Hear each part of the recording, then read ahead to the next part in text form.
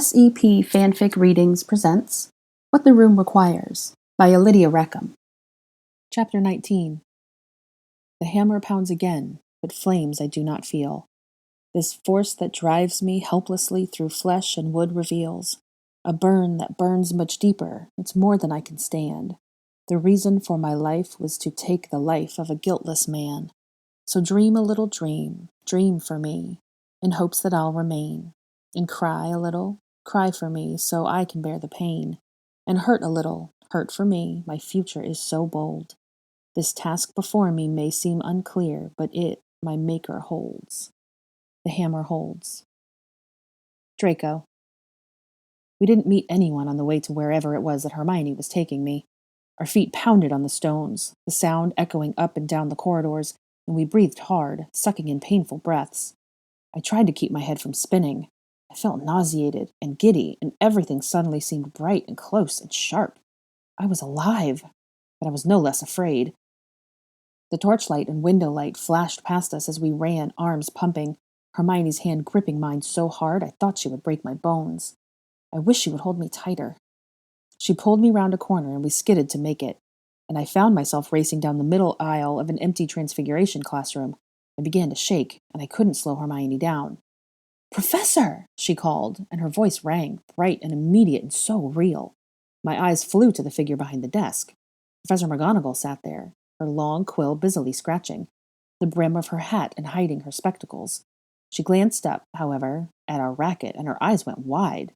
"Miss Granger, please do not run," she warned, "and you mustn't shout when—" She trailed off as she saw me and caught sight of our linked hands. Her face transformed with puzzlement. "Professor!"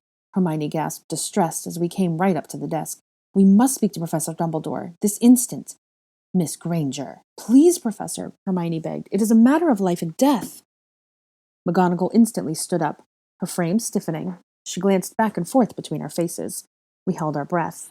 Then McGonagall must have seen something to convince her, because her jaw tightened. "Come with me." She swept around her desk and down the platform and straight back down the aisle. Hermione did not let go of each other as we followed. I could feel her shaking, too. My stomach flipped and flipped again, and my heart beat so irregularly that I was afraid it would stop. Dumbledore. We were going to Dumbledore.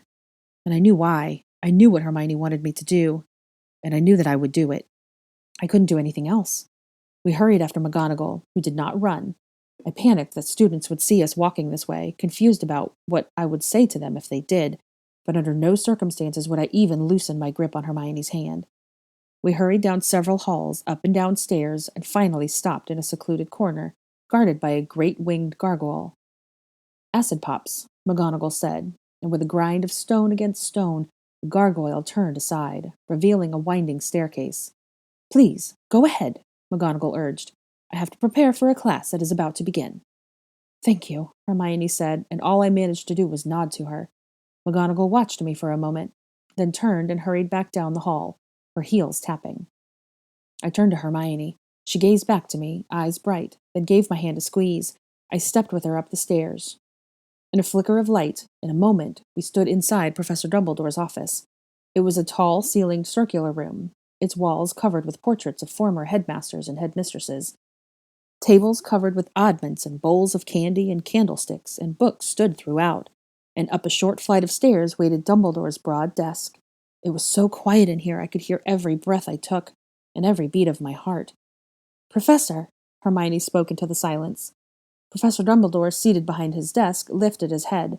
He wore robes of pale purple and a crooked hat, and he glanced at us over the top of his half-moon spectacles. His gaze penetrated straight through me and held me there, frozen in that moment. "Good afternoon, Miss Granger." He greeted Hermione, his voice calm and deep. "Good afternoon, Mr. Malfoy." He nodded to me, then folded his hands on his desk. "How can I be of service?" It is a rather long story, sir." Hermione winced, and she began rubbing her thumb absently against the back of mine. Dumbledore raised his eyebrows and waited. Hermione cleared her throat and glanced at me, but I could not take my eyes from Dumbledore. "You see," Hermione began, "we've been stuck, for some time, I believe, inside the Room of Requirements." "Ah!" Dumbledore said suddenly, straightening. "I was beginning to wonder about that." I frowned. You wondered where we were? Hermione ventured. No, not at all. He shook his head.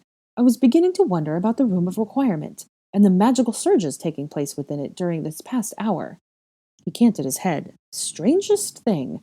I thought, and I was about to go down to investigate just when you walked in. I stared at him.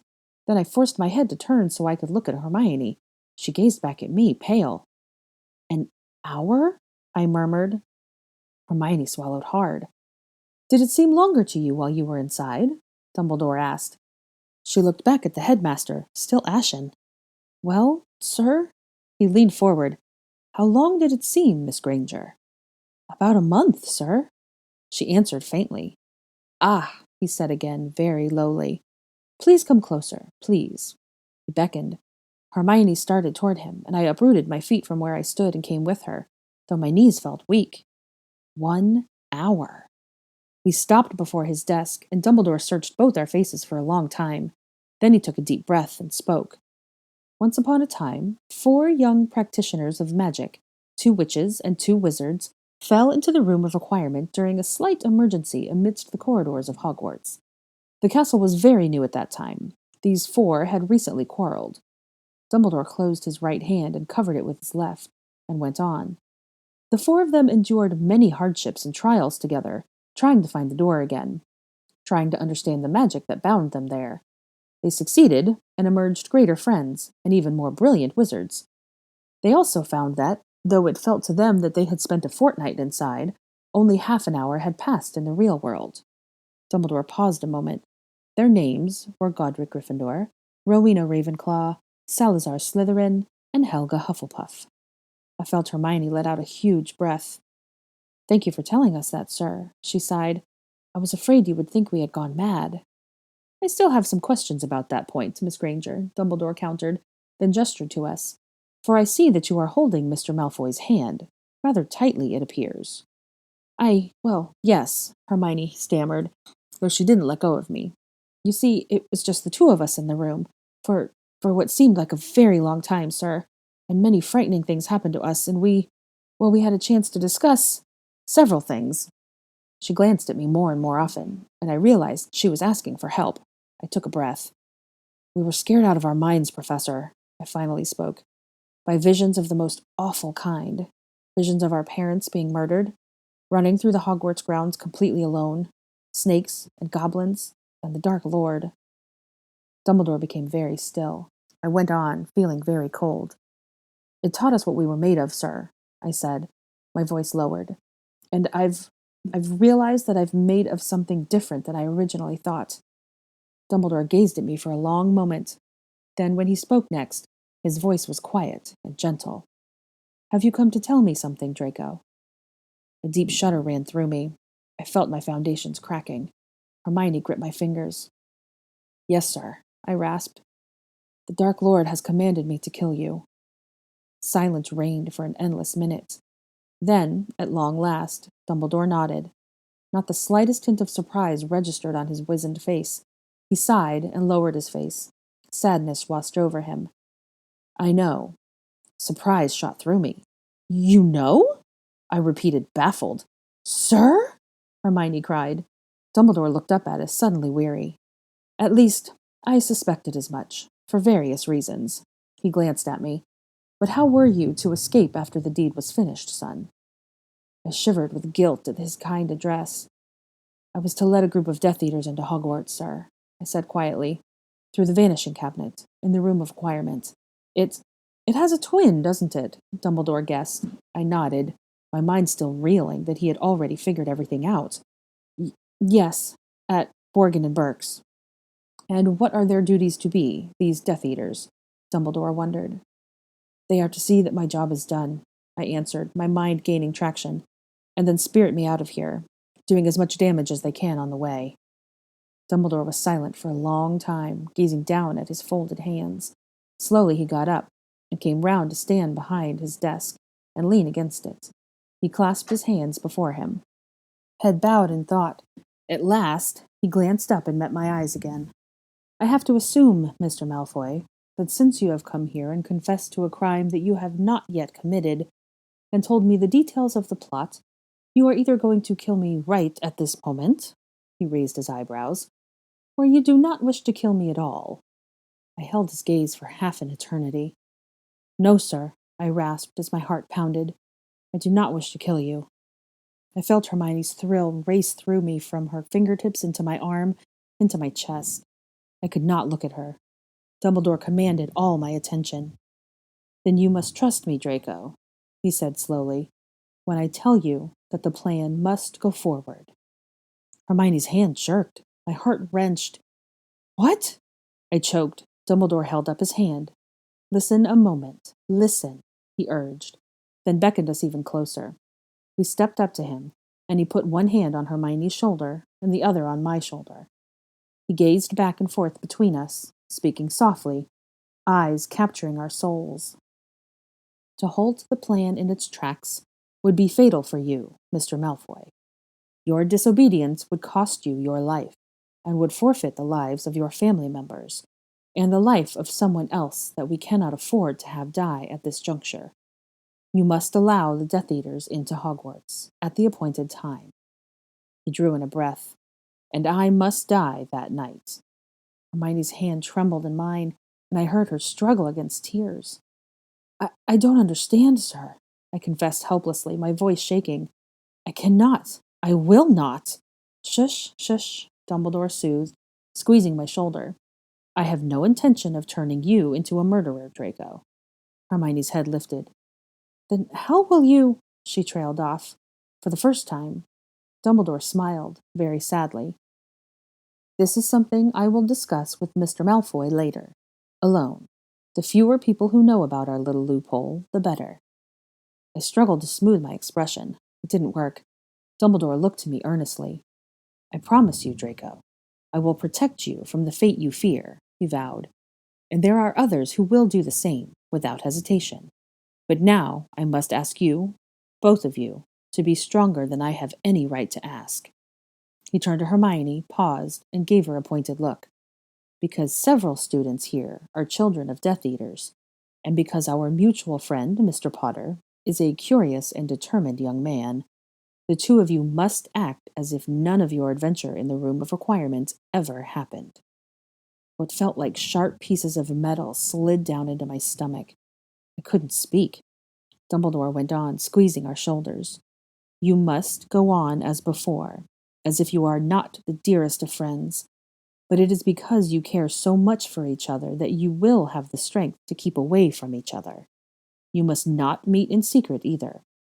Not even a whisper of Mr. Malfoy's change of heart can reach either faction. It could mean the end not only for Mr. Malfoy, but for everyone each of you hold dear." Dumbledore paused and addressed Hermione. "Miss Granger." "Yes, sir," she said, and when I gazed at her, her lip trembled, and her bright eyes shone with tears.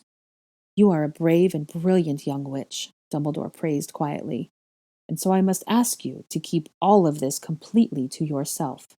You must not tell Mr. Potter or Mr. Weasley what has passed between you and Draco, or the three of us. Harry has a great deal on his mind, and he will undoubtedly try something foolish in order to protect me, and that cannot happen. Do you understand me? It cannot." "Yes, sir," was all she whispered. "And Mr. Malfoy." Dumbledore looked to me. "If any of Voldemort's followers find out that Miss Granger had anything to do with persuading you to change your mind—" He trailed off and lifted one eyebrow. I resisted the urge to pull Hermione into my arms. Dumbledore lowered his head toward her again. "And I am sorry, Miss Granger, but you also cannot know any more of our plans, nor should you speculate even in the diary. I cannot stress the importance of secrecy enough. Understand?" Hermione only nodded this time. "Such a face, dear girl." Dumbledore sighed.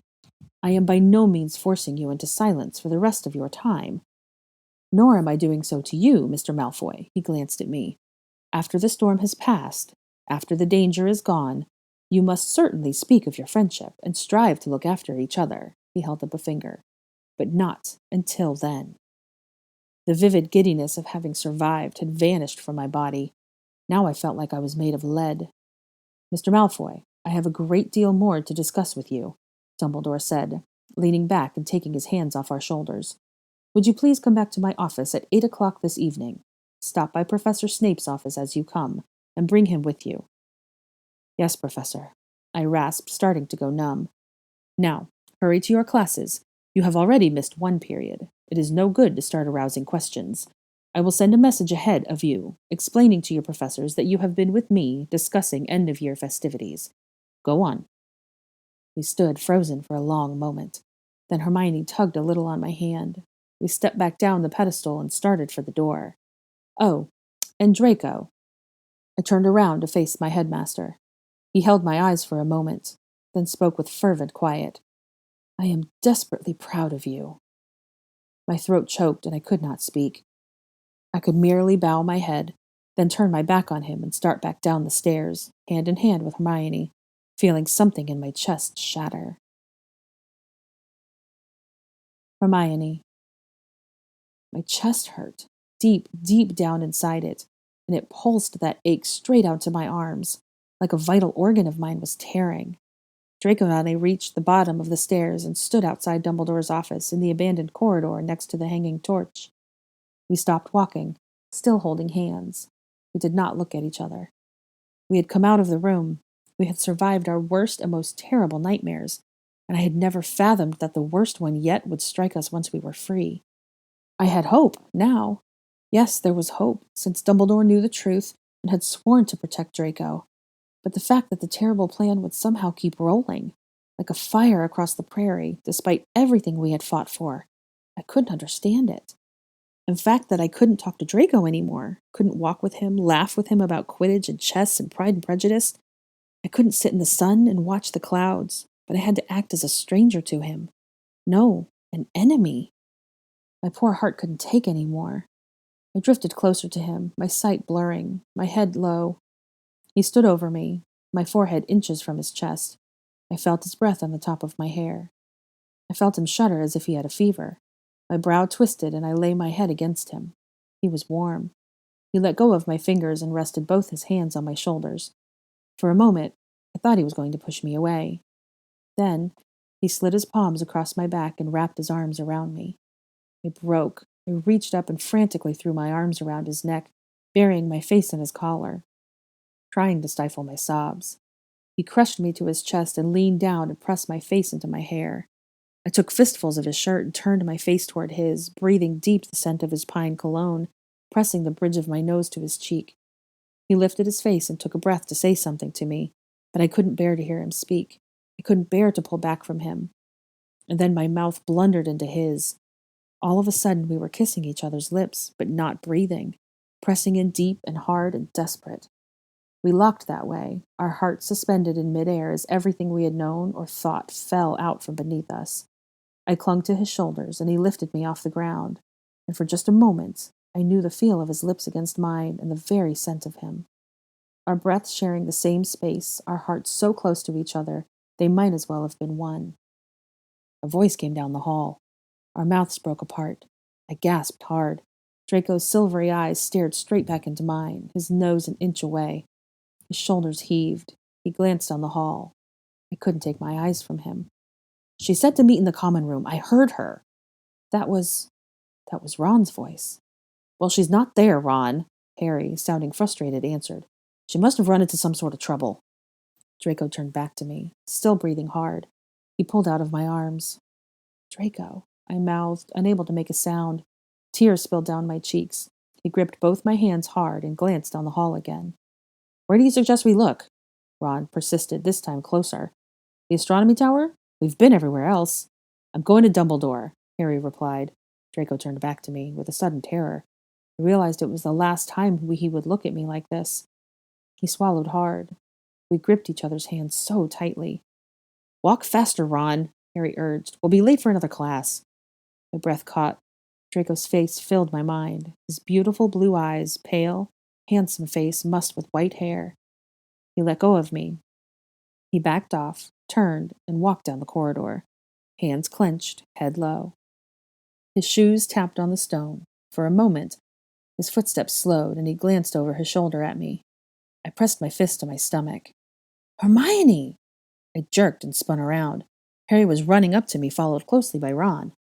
My heart surged. I spun back to catch one last glimpse of Draco. He was gone. I swiped at my eyes as Harry and Ron finally got to me. Harry's gaze instantly sharpened. Are you okay? Yeah, I forced a wobbly smile. I got a little dust in my eye, I think. Filthy corridors. We thought you'd fallen in somewhere, Ron said, studying me. It's been an hour, Hermione.